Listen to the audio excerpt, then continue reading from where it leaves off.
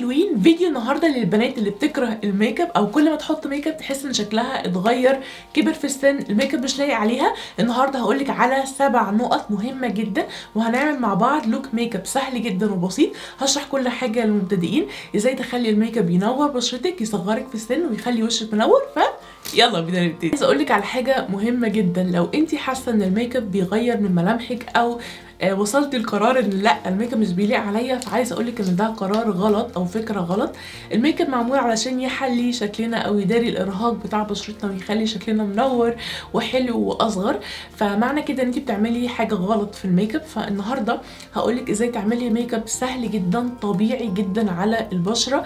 اللوك النهارده هيليق مع معظم البنات، لان احنا مش هنعمل حاجه حاده او حاجه اكستريم قوي، هتكون حاجه بسيطه وناعمه تدي نور للوش وشكله يكون طبيعي، كمان بالوان هاديه وطبيعيه جدا.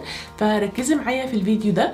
وعايزه اقول لك كمان نصيحه مهمه جدا، لو انت من الناس اللي هي عندها بيبي فيس او ملامحها صغيره فابعدي خالص عن الالوان الغامقه او لوكات الميك اب اللي هي الاكستريم قوي زي السموكي ايز والوان الليبستيك الغامقه.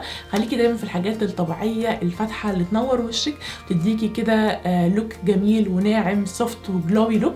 فالنهارده هنعمل اللوك ده مع بعض، فيلا بينا نبتدي. يلا خلونا نبتدي مع بعض. اول حاجه لازم ترطبي بشرتك كويس جدا قبل الميك اب، على حسب طبعا نوع البشره.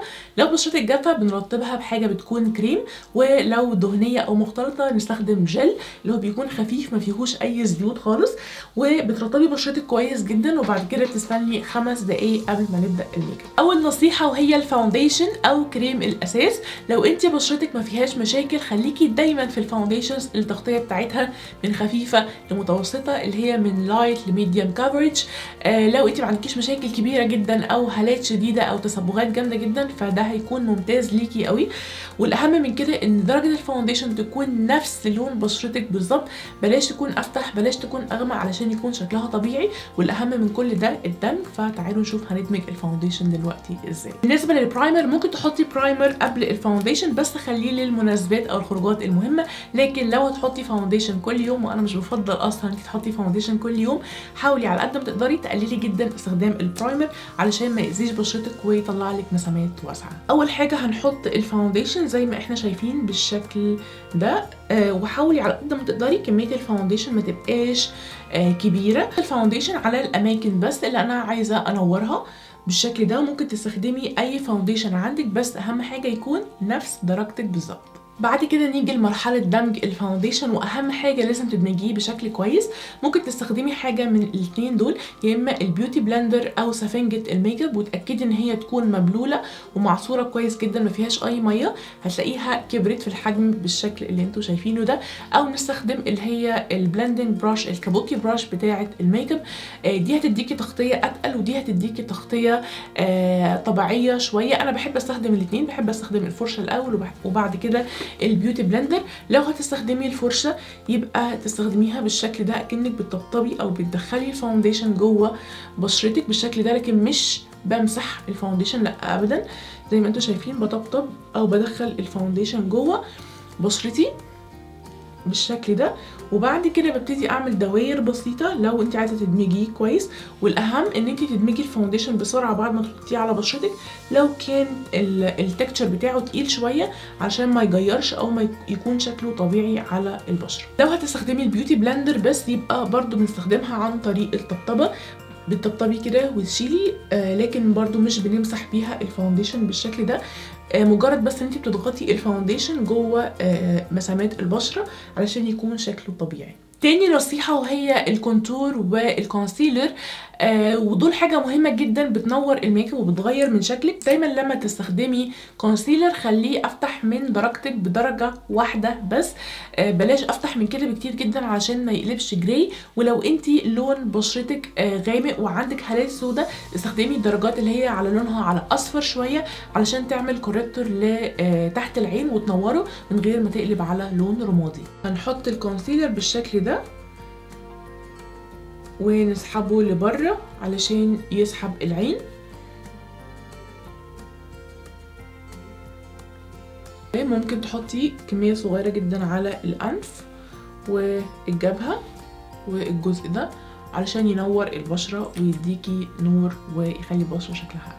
تاكدي ان انتي بتطبطبي على الكونسيلر في نفس المكان بتاعه، مش بتحركيه من مكانه بالشكل ده. بعد كده مرحله تثبيت الباودر. عندنا نوعين من الباودر، لوز باودر وكومباكت باودر. بالنسبه لي اللوز باودر بتكون احسن وافضل لو انت مبتدئه، لان هي بتكون تغطيتها خفيفه جدا، مجرد بس ان هي بتثبت الميك اب. وحطيها على الاماكن اللي بيكون فيها خطوط زي تحت العين او فوق العين او اماكن الضحك فقط، وبلاش تحطي كميه كبيره على بشرتك. واهم حاجه تختاري لونها يكون ترانسلوسنت او تكون شفافه. زي ما انتم شايفين ده شكل اللوز باودر، مفيش اي تغطيه خالص، مجرد بس ان هي ملت الجزء اللي هو فيه خطوط تحت العين وثبتت الفاونديشن علشان تمنع اي كريسز او تمنع اي خطوط تحت العين. بالنسبه للكونتور زي ما اتفقنا لازم يكون حاجه طبيعيه، مجرد بس ان هي تحدد ملامح بشرتك او تظهرها اكتر. لو انتي مبتدئه ابعدي خالص عن الكونتور الكريمي، لان هو بيكون صعب شويه في الرسم وصعب شويه في الدمج.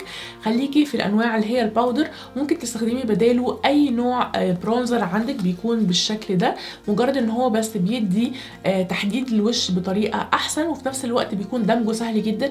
بنستخدم اي فرشه من دي فلافي بيكون حجمها صغير، واختاري لون يكون اغمق من لون بشرتك بدرجه واحده او درجتين، وبنحطه بس على عظمه الخد زي ما احنا هنشوف دلوقتي بالشكل ده، وندمجها بشكل تعملي كده وتدمجيها بالشكل ده علشان بس تظهر ملامح وشك اكتر من غير ما تحس ان في خط هنا صعب او يكون باين، وفي نفس الوقت تكون سهله جدا في الدمج.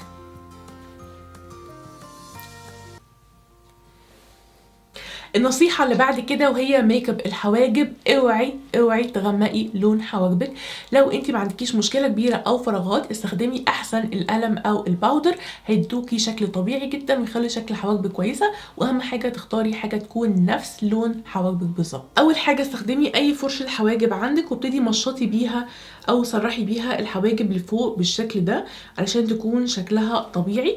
وعايزه اقولك ان اهم حاجه في ميك اب الحواجب ان هي تكون شكلها طبيعي، لان الحواجب بالذات لو لعبتي فيها او غيرتي شكلها او عرضتيها او قفلتي الجزء ده، دي اكتر حاجه بتغير شكلك. فخلي بالك جدا لو عايزه الميك اب بتاعك يكون طبيعي ان ميك اب الحواجب بتاعك يكون طبيعي. استخدم قلم نفس لون حواجبي بالظبط وهبدا اسرح بيه الحواجب شعره شعره بالشكل زي ما انتم شايفين عشان احافظ ان هي يكون شكلها طبيعي. بعد كده نبدا في ميك اب العين. واهم نصيحه لو انت لسه مبتدئه في الميك اب في الاي شادو، ابعدي خالص عن كل الالوان الغامقه. استخدمي باليت الوان تكون فيها فاتحه جدا، والوان نيوترال كولرز، الوان طبيعيه زي البيجات الفاتحه او ممكن البنيات تستخدميها بس في تحديد خط الرموش بس لا غير. لكن بلاش تحطي الوان اسود وكحلي والوان كتيره وتقيله وغامقه، لان هي بتكون محتاجه حد شاطر شويه. وخلي بالك الالوان الاي شادو بتغير شكل العين تماما، فلو انت عايزه حاجه ما تغيرش ملامحك خليكي في حاجات تدي بس دفى لعينك وتحددها وتبرزها اكتر، لكن من غير ما تغير ملامحك خالص. خليكي في الالوان اللي هي على اورنج شويه او بيجات اللي هي باليت الالوان اللي هي في الصف الاول. وممكن تستخدمي الالوان دي على الكريس او خط بس العين، علشان اللي هي الكريس او خط العين المتحرك، علشان بس تحددي شكل العين او تديها عمق اكتر وتبان ان هي اوسع، لكن بيكون شكلها طبيعي جدا على العين. في اللوك ده عشان احنا لسه مبتدئين خالص هنستخدم بس درجتين اي شادو، درجه على بيج ودرجه على شمري شويه تدي العين نور. اول حاجه علشان تدمجي الاي شادو كويس استخدمي فرشه فلافي بالشكل ده، بتكون فرشه رفيعه. الفرشه بتاعتي من سيجما رقم E25، وكل الحاجات اللي انا استخدمها هتلاقوها مكتوبه تحت في الديسكريبشن بوكس. بس مش هدف الفيديو خالص ان انتوا تستخدموا الحاجات اللي انا بستخدمها، استخدموا اي حاجه عندكم في البيت، بس اهم من ده تعرفي تستخدميها ازاي وما تقعيش في الغلطات دي علشان تخلي شكل الميك اب حلو. في اللوك ده هنستخدم لونين بس عشان احنا لسه مبتدئين. اللون البيج ده هنحطه بس على كسرة العين عشان اوريكم ازاي بيفرق في شكل العين وبيدي دفى وعمق للعين. هغمض عيني. اهم حاجه اعملي تابنج الاول، طبطبي على العين علشان ما يكونش فيه اي كسرات، وبالفرشه هتمسكيها بالشكل ده وهتحركيها في شكل نص دايره زي ما انتم شايفين، وانتي مغمضه نص دايره بس بالشكل ده، ويمين شمال يمين شمال يمين شمال لحد ما تحسي ان اللون اتوزع كله على جفن العين. بصوا زي ما انتوا شايفين ادى العين عمق كده ودفى، يعني شايفين الفرق.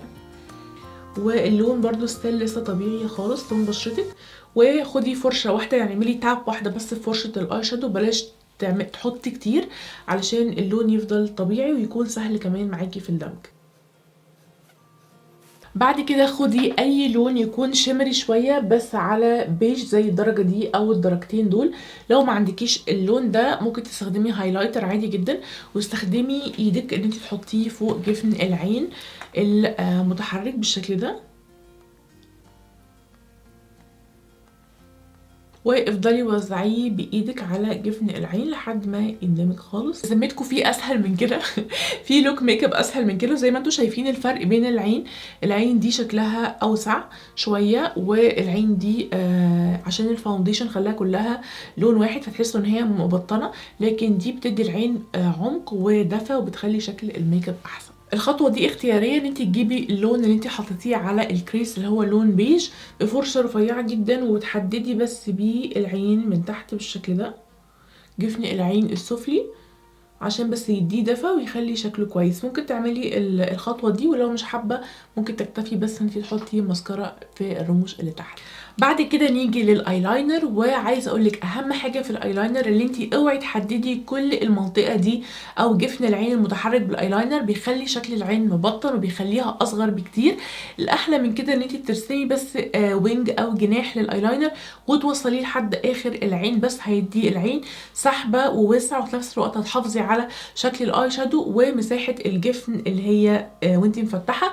لو انت عينك كبيره ممكن ترسمي بس باي شادو غامق منطقه الرموش، لكن انا في اللوك ده هعلمك بس ازاي تعملي وينج بسيطه جدا تدي للعين فتحه وسحبه ورفعه لفوق وتخلي شكلها احسن. ولو انت لسه مبتدئه في الميك اب يفضل ان انت تستخدمي ديب لاينر بدل الايلاينر.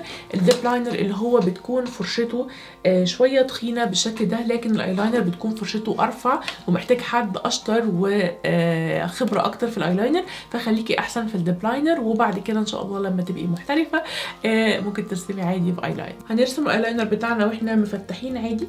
هاجي عند جفن العين اللي تحت وهعمل سحبه بالشكل ده،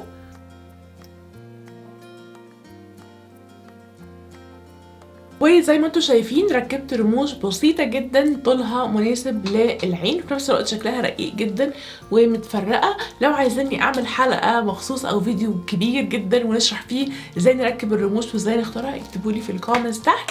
ولو هتحطوا رموش عشان انا هحط رموش عشان انا رموشي قصيره، لو هتحطوا رموش من فوق يبقى لازم لازم لازم تحطوا ماسكارا من تحت علشان يكون في توازن ما بين شكل العين.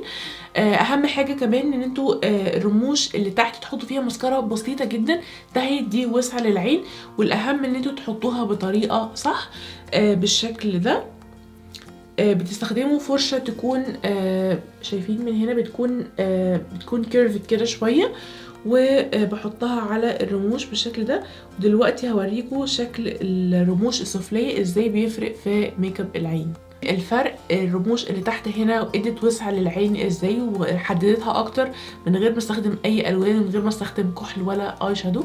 فبجد الرموش السفليه من الحاجات اللي بتفرق جدا في الميك اب بتاعك وبتوسع العين. اخر نصيحه هنتكلم عنها النهارده وهي الروج. لو انت بشرتك فاتحه ابعدي خالص عن الالوان اللي هي الكشمير الغامق جدا او البني الغامق، لان هي هتقفل لون بشرتك شويه. ولو انت بشرتك خمريه ابعدي شويه عن الروزات، لان هي بتكون مش احسن حاجه مع البشرات الغامقه او اللي هي على قمحويه شويه. واهم حاجه ان انت تختاري الروج على حسب لون الاندر تون بتاعك. هحط لكم هنا صوره بتوضح الاندر تون.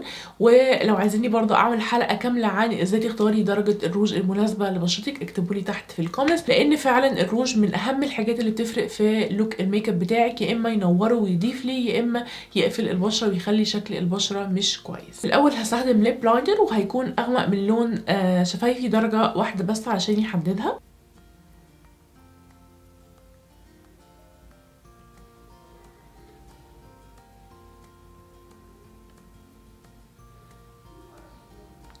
وبس كده يا حلوين، هو ده الفاينل لوك. ميك اب سهل جدا وبسيط وينفع للمبتدئين ويليق على كل حاجه. مع اختلاف الدرجات ممكن تغيري حاجات بسيطه جدا في درجه الروج او درجه بس الاي شادو لدرجات اغمق شويه. هيديكي لوك مختلف، وفي نفس الوقت هتحسي ان انت شكلك حلو ومنور من غير ما ملامحك تتغير خالص. قولوا لي رايكم في الفيديو، لو عندكم اي اسئله اكتبوا لي الاسئله بتاعتكم تحت في الكومنتس، وقولوا لي كمان حابين نركز على ايه اكتر الفتره اللي جايه. الفتره اللي جايه في فيديوز ان شاء الله هتنزل على القناه كل يوم اثنين وخميس، فما تنسوش تعملوا لايك للفيديو ده وسبسكرايب للقناه عشان يوصلكم كل الفيديوز الجديده. بس كده اشوفكم ان شاء الله على الف خير في كل الفيديوز اللي جايه. باي باي.